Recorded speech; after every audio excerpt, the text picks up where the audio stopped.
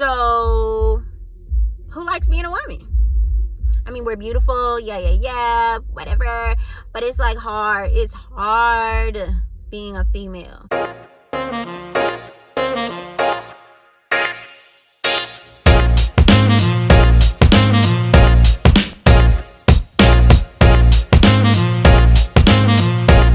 Hey y'all, and welcome back to my channel. This is Kendall and you are watching Keni Speaks. You guys, I know it's been a long time. It's only been like 3 weeks, but who's counting? This is a short update video to tell you where I've been, what I've been up to, stuff like that. The question is, who cares? I know I have spoken about having PCOS in the past. I don't know if it's recently, I don't know if it's like before I deleted all those other videos, but anyway, I have PCOS. Y'all know what that is? That is polycystic ovarian syndrome. I have yet to really delve and dive deep into everything that it could be. I could have cured it probably, but I didn't take it as seriously. I haven't like changed my diet because of it. I've changed my diet and I've lost like 40 pounds, almost 40 pounds or whatever, but that's because of something else. But the PCOS, one symptom of it is, well, one hard thing about PCOS is irregular periods. I've always had irregular periods my whole life. So I went to a gyno in, I'll say, October or something, and she put me on birth control again for that. And I was supposed to make sure that I have a period at least every 3 months. Because if you don't have a period at least every 3 months, you are a higher candidate for getting uterine cancer. Don't quote me. Doctors told me this. So anyways, so I try to make sure I have a period. I might miss a few months. You know, people miss a few and they're wondering if they're pregnant. That don't really happen for me. One, I don't like having sex, but if you want to talk about it, we could talk about that in another video. I miss a period, but it's good to have your periods because it's like flushing you out.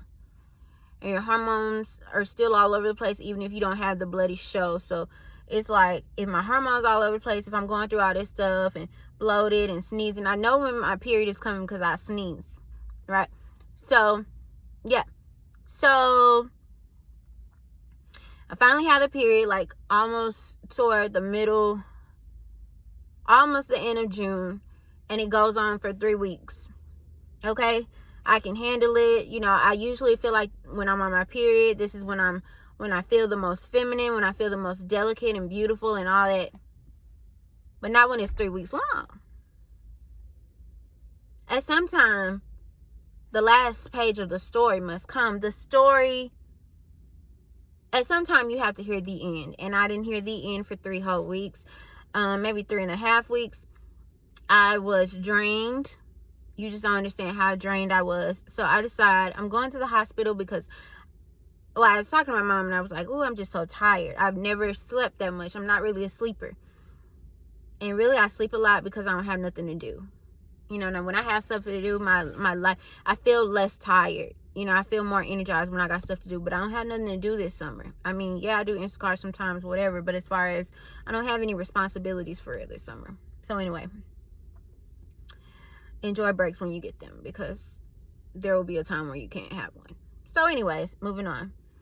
I go to the hospital. They tell me I have a urinary tract infection. Yay, great.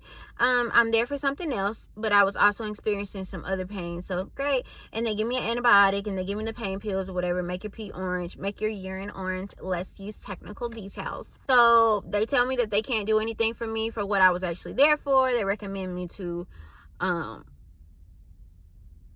where they give me the information for a gynecologist. I get a gyno appointment. I go to the gyno appointment. The gyno appointment isn't what I think it will be. I go in there. It was fine. You know, the doctor gets a phone call, very much phone call, while she's in there with me. And she's like, is that you or me? And I'm like, it's not me. And so she says, well, I guess I'll have to call him later. As if, you know, I don't know. I just felt like that was kind of ghetto, but moving on. She tells me she's just going to put me on another birth control, just like that. And if that doesn't work, we're gonna go to something else. And then if that doesn't work, we're gonna go to something else. And I'm like, how many new hormones are we gonna introduce to my body? You know, how many new medications is my body gonna have to adjust to? And she told me something different that I had never heard before. It's like, for the first 4 months when you're on a birth control, it might not be a regular period. So what you're telling me is I'm getting on birth control to fix an irregular period, and now I'm going to have to deal with like 4 to 6 months more of an irregular period because of the birth control. Okay, moving on. So I'm taking the medicine. So of course I forget to take it for like 2 days. It doesn't affect me or whatever until I get here. I am in Alabama. I came because I had to have oral surgery. I got these two teeth taken out. These are not my wisdom teeth. This was a tooth that was a root canal that went wrong, and it broke, and food would get stuck in it, and it would hurt like hell. And then this is the same tooth on the other side. The dentist thought it best that I get that extracted as well because it had a similar fate. So anyway, so they give me antibiotics for that as well, right? So I'm on antibiotics for the UTI, and I'm on antibiotics for that. And on top of all that, I'm sensitive as hell anyway down there. So who likes being a woman? I mean, we're beautiful, yeah, whatever, but it's like hard. It's hard being a female, and that's what I need you to understand. So I decide, got a little yeast infection, got a little, self-diagnosis or whatever. I go to Walgreens and I get a Monistat, because I don't know if I haven't spoken to you guys about that, but probably of people who know me know that I have vaginismus, which means kind of down there. I'm scared of penetration, or it is scared of penetration. There are muscle spasms when any type of penetration is attempted. I can't wear tampons, or tampons are just I don't like sticking stuff into me, and we're gonna move on from that. So I decide I'm gonna try something different. I'm gonna try something bold. I'm gonna challenge myself to be relaxed enough to stick this Monistat insert inside of me. And do you know?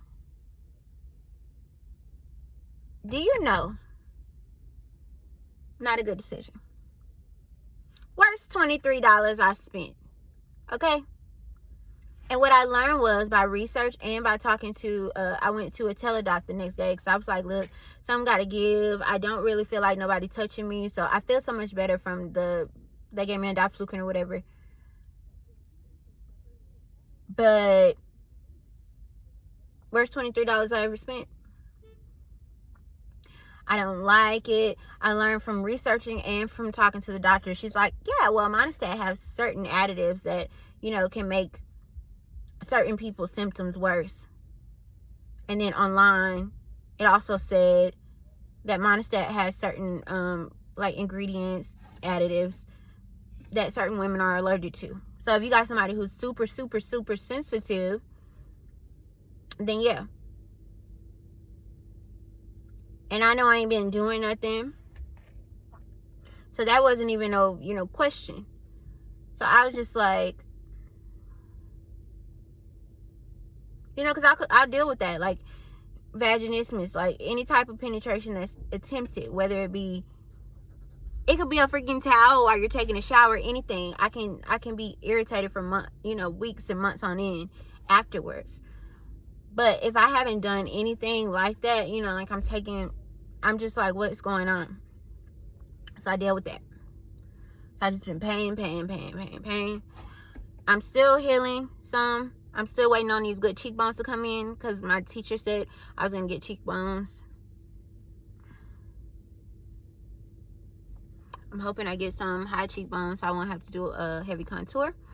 And yeah, thank y'all for watching this video. See y'all in the next one.